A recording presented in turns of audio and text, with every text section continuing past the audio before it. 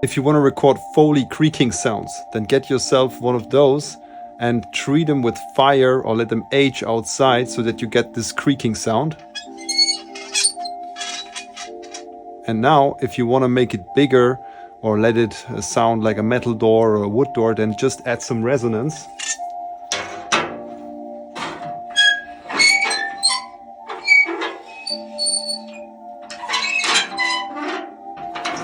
Again without.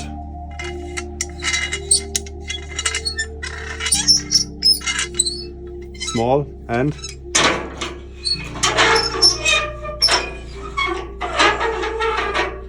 big.